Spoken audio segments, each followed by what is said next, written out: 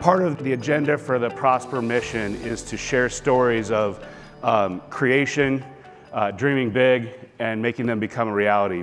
And there's not really many people, well, there's a lot of people in this room, but Louis is one of those special people that has grinded, he's showed courage, he's a lifelong learner, and he's here to share his story on creating what is a breadhead, number one, and then, how do you then build that business to a strength where it is attractive to investors, and then be able to exit, but then also have a plan for after that. And so I think it's a great lesson for all of us to learn and to think about how we can, include some of those tactics and or learnings in our lives. So, well, thank you, Neil. Appreciate it. So Neil and I are dear friends, and I just want to congratulate him again on his award. There's not anyone more deserving and more supportive of the restaurant industry than Neil and DIRECTV. So let's give a big round of applause, please. That's for you. All right, so real quickly, Saturday evening, I was back in Phoenix, and I had purchased tickets. Anybody listen to Hidden Brain, the podcast? Anybody know what I'm talking about? Okay, so I got to listen to Shankar live in Mesa, and part of the tickets I bought had included a private dinner with him. And his daughter is a rising sophomore at Stanford, and he's a PhD from Stanford. Anyway, I'm going to try it. You can do it if you want. He asked everybody in the audience, there's probably 500 or 600 people, to actually turn their phones off. And this was for 2 hours. I'm only asking you to do it for 23 minutes, okay? And I will give you an opportunity to turn your phone back on when I summarize what I think are some of the key points, and I'll tell you that. So if you want to indulge me, that'd be great. It's fascinating how much more attention you will pay if you turn your phone off. I know it's anxious.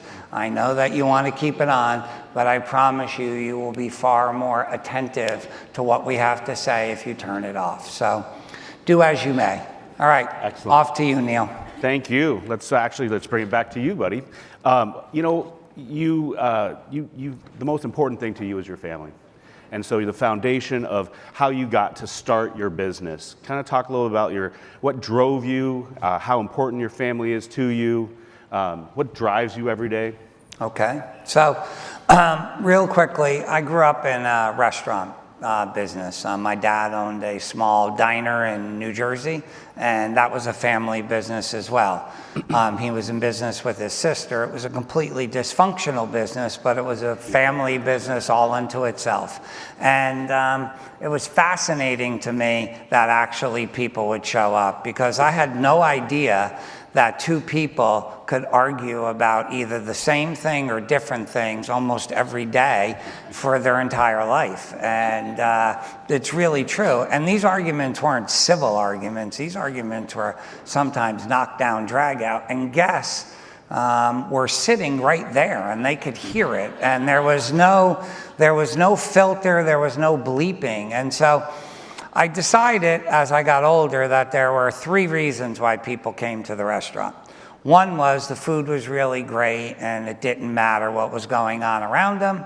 2, they learned just to tune it out.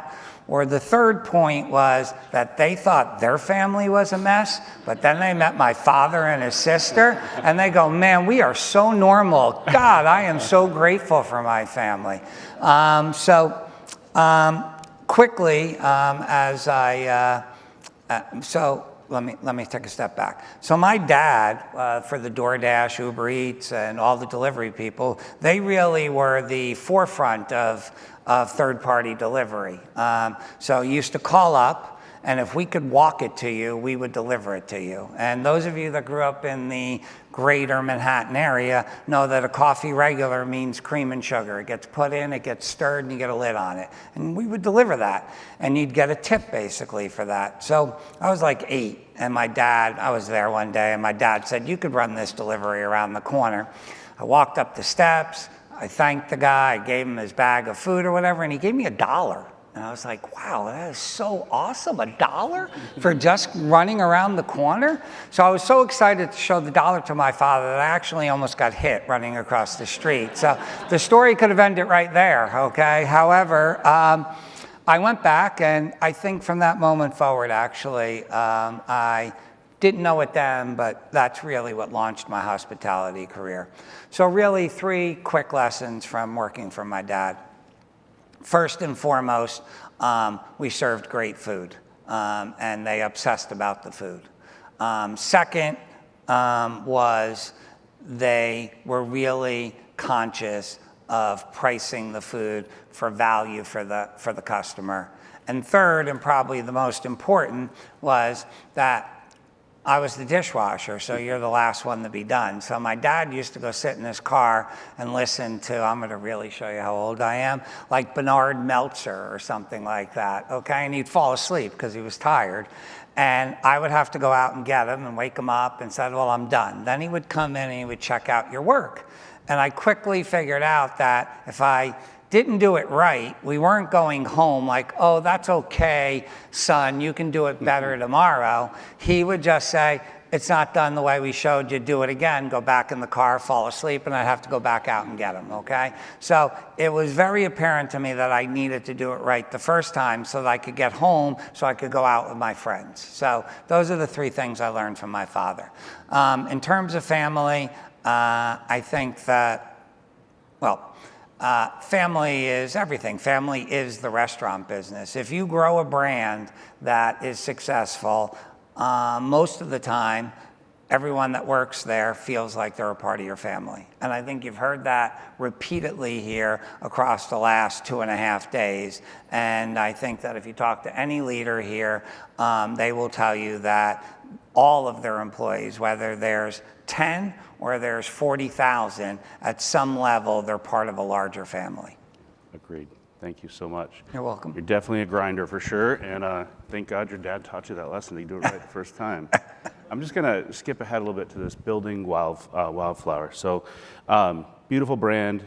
Just to make sure I get a chance to say what's my favorite there is they make the best avocado toast. It is Thank you. the best sourdough, the best avocado toast. Thank you. Yeah. So what inspired you to found the Wildflower? Well, that's really easy. So for those of you that don't know my background, I worked at Au Bon Pain, which was based out of Boston, from 3 bakeries. We grew that to 255. We were a publicly held company, and I wanted to run something. So I was around 33 years old at the time. I know I don't look a day over 21 now, but back then I was 33. And I had an opportunity to move to Arizona with my wife to run a small coffee company. And as I like to say, the courtship was great, but the marriage was horrible. And 5 months later, I got fired. And I was crushed. I mean, I cried. And I was thinking, like, how could you fire me? I'm like the best employee that you'll ever have. And after that, it was just very clear to me that I was never going to work for somebody again because I never wanted somebody to be able to fire me, quite frankly. I mean, I can fire myself. That's a whole different story. But nobody was ever going to tell me that my performance wasn't good enough and that you're no longer welcomed in this environment. Yeah. Stuck with Tracy, got rid of the other business. Started your own. Did you say stuck with my wife? We got to fix that. You're right. She's stuck with you. Yeah. Whoa. No, listen. Yeah, just let's get something clear. There's always, when you marry somebody that they say you married up, right? Okay. And that often is said to, I think, a lot of men, okay, and particularly to me, okay? I also want to say that I think she married up, actually, okay? So just so we're clear about where the playing field is, all right? Go ahead.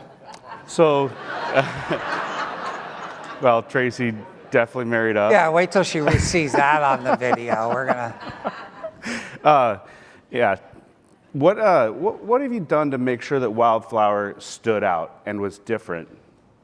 All right. So here's an incredibly long journey, but summarized in the time that we have.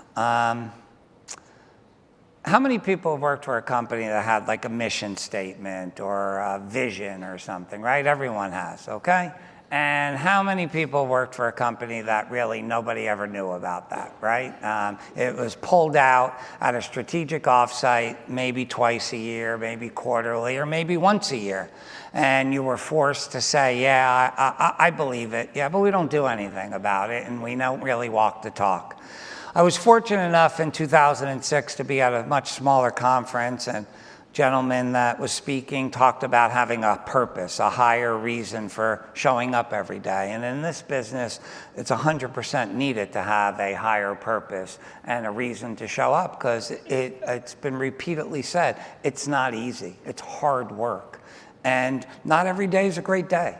And so very, very quickly, I realized that that's like their nirvana. That is the holy grail of restaurant business is, I needed a purpose. So I run up on stage real quick to thank the speaker, tell him how compelled I am. I'm a very direct guy. How much is it gonna cost to hire you? I had none of that money. So I'm like, ah, crap, I'm back at ground zero again, okay? And as it is, you know, in this industry, once you meet somebody, you see them all the time. And we developed a friendship. And again, I'll date myself. If you know what a Christmas club is, I started saving money on a monthly basis. And eventually, after 3 years, I had enough money to hire this consultant. And ultimately, Wildflower developed with our breadhead. So, right, everybody gets that a breadhead's an employee, right? And that's what, everybody's a breadhead, okay, no matter what position you have.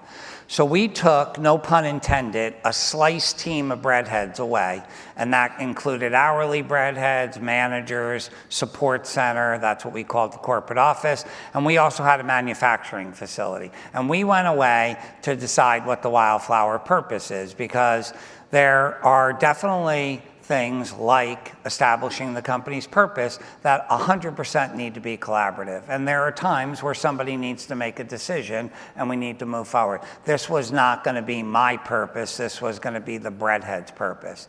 And ultimately, we came out of that 3-day meeting, and I'll tell you, there was an epiphany.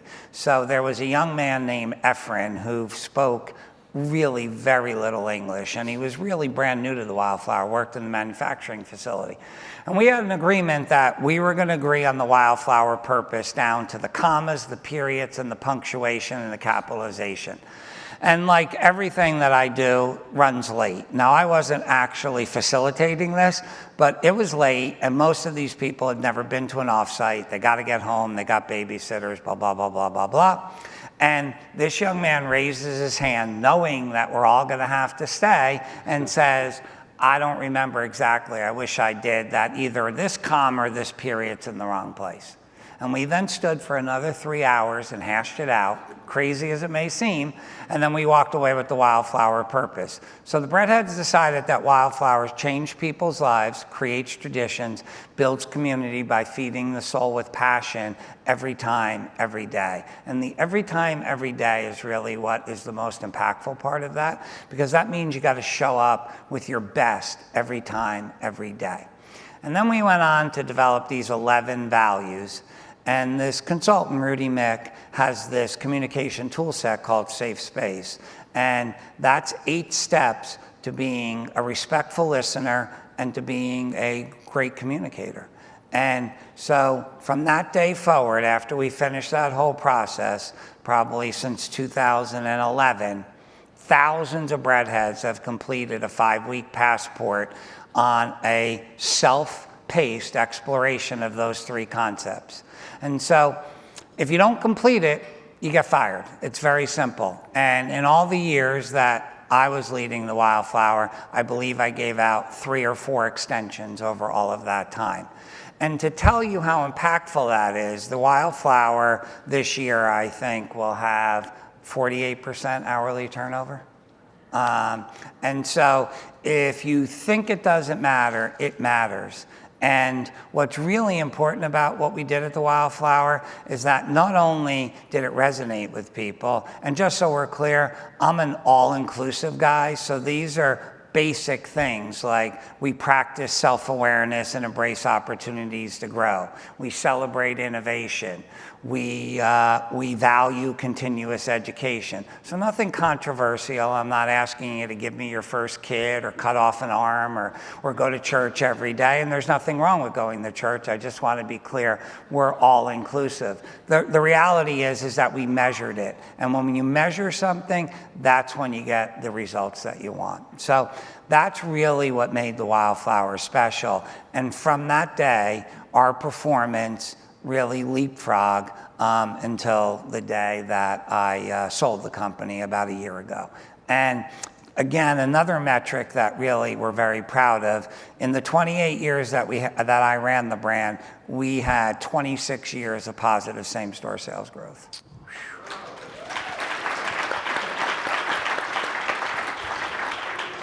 So we've heard Greg Creed talk about culture first.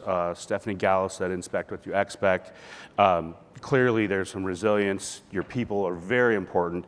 One of the things that you've done is you're a very generous person with both coaching, training, and building of people. It's in your video as well. What was that the reason for the 5-star culture at Wildflower? Actually not. What really happened was, I like to say that I'm a slow learner. And I really was, so when I worked back in Boston at Old Penn, there was quite a few Harvard MBAs, and I actually got the opportunity to get my executive MBA from Harvard back in 1989. However, if I'm being incredibly honest, I never felt like I fit in the room. And I always thought, if anybody here, did anybody go to the Harvard Business School, get an MBA from? You guys always think you're smarter than we are, okay? Honestly, I felt that way. And so I was on a mission to prove that I was just as smart. But that was really an incredibly flawed leadership principle. And when I figured out that I don't need to be the smartest person in the room, I actually need to find people that are way smarter than me, and that will help me be way more successful, and that it's fine to ask for help, that's really what changed the trajectory of the company. And that happened over time. Look, the Wildflower is an incredibly nationally recognized brand, but we never grew outside of Arizona. And I can tell you that had I not been so stubborn or so in my own way, the Wildflower would have been it could have been, it might have been a national brand, it surely would have been regional. And while I don't have any regrets, because there's nothing I can do about it, I'm just grateful that I learned it before I pass on and have the dirt over me and all of that. So the bottom line is that if you're not happy with the way you're performing, or you're not happy with your leadership style, then you need to do something about it. Because you can live with regrets, or you can actually take some action. Everything in life's a choice, and every choice has a consequence. Thank you. Just kind of get into the exciting stuff as well. You built this dream. Whoa, what do you mean? We've been talking about exciting stuff. Are you out of your mind? There's a peak here, buddy. Oh, okay. There's a peak. All right. We're climbing the peak here. Okay. It's like The Price is Right. The guy's climbing. So here you're at this. You got built up. You've been. Someone comes in and says, "I want to buy it." So talk about the exit. Talk about how that felt, that process. And how do you feel now? So, in order to attract great people and to retain talent, you need opportunity. And opportunity in the restaurant business comes from growth. There's just really no other way to provide opportunity. How does somebody that starts out as a dishwasher, comes to frontline or line cook, shift lead, assistant manager, DM, regional manager, director of ops? That only happens if there's growth involved.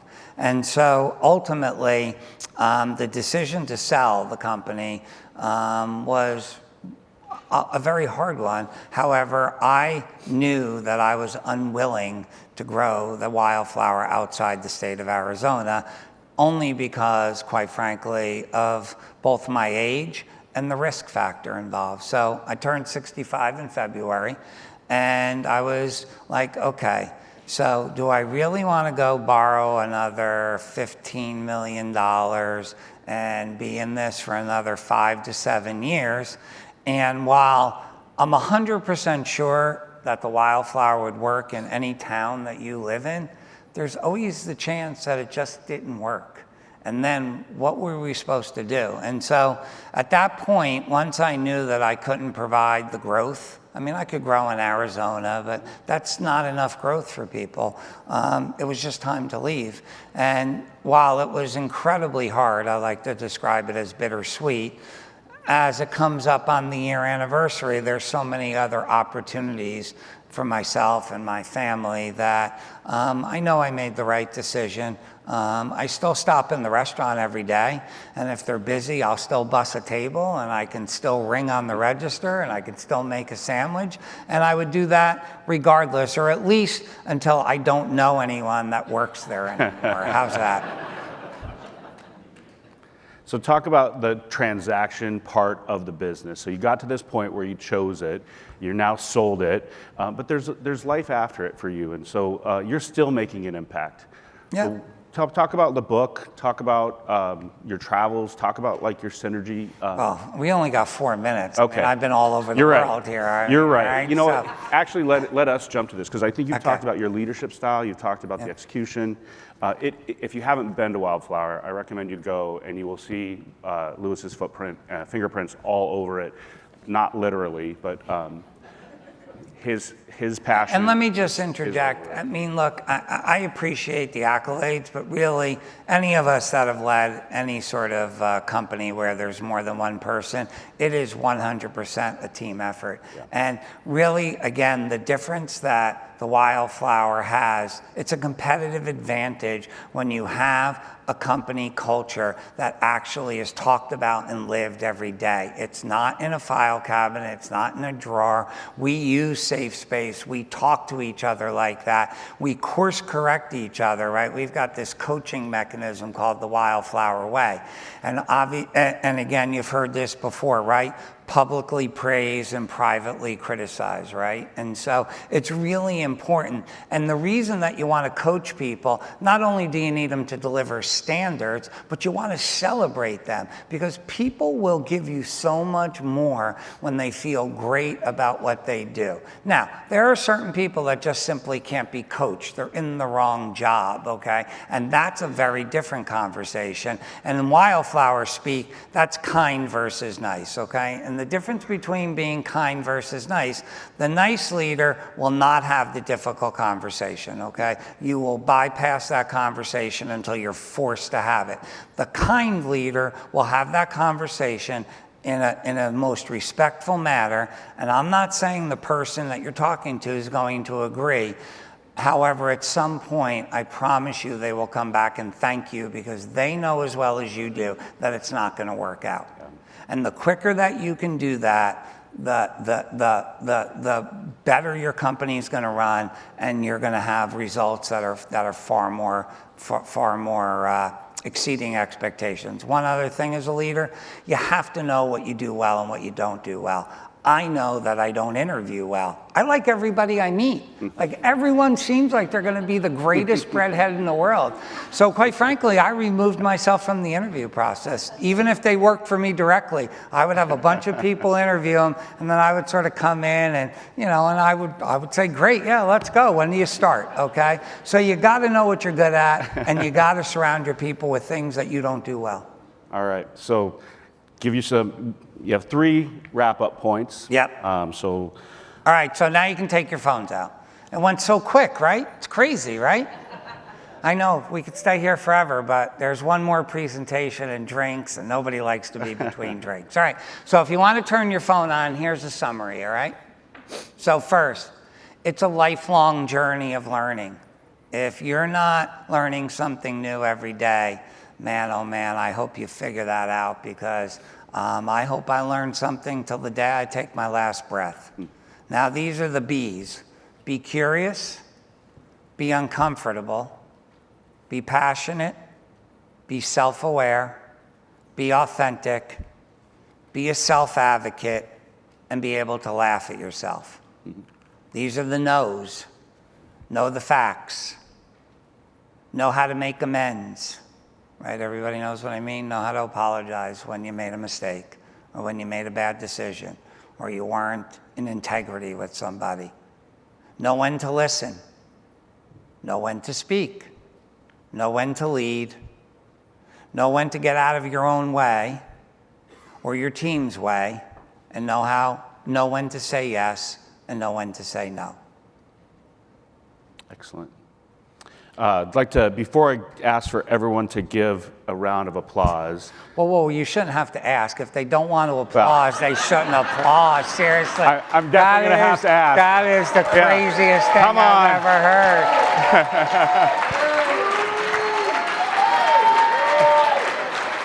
That's very funny. Oh, look at this. All right. Thank you. So I know you have one more statement you'd like to leave with everyone. So here's, look, I am incredibly grateful to David and the team. David says we meet quarterly. It feels like we meet way more regularly than that. And I look forward to it. It's an incredible opportunity to have input into what happens at this conference and how we can change people's lives, how we can make a difference. My generation has done in my this is my opinion, okay? So one thing, if it's my opinion, I'm going to tell you that, and if it's a fact, I'm going to argue to the end of the earth here, okay? But this is my opinion. My generation has done, I got to stand up. My generation's done a terrible job of stewarding this country for the accelerators here and for my kids.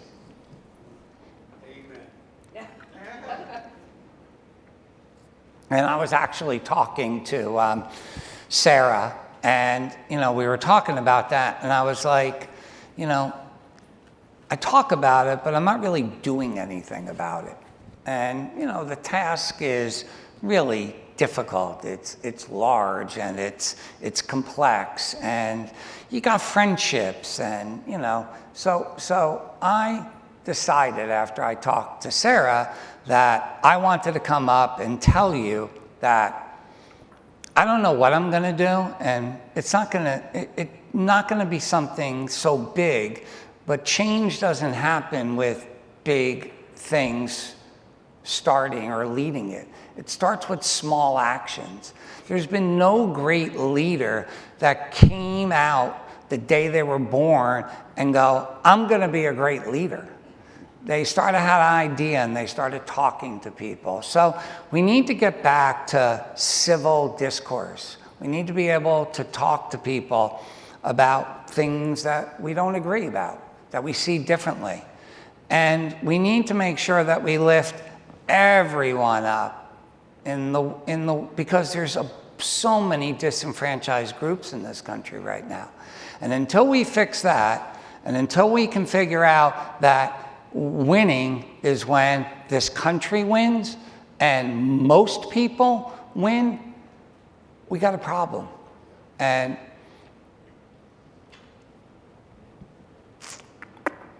I'm 100% committed to doing something different and making sure that I do my best to try to change what my generation, in my humble opinion, has really made a mess of. Thank you.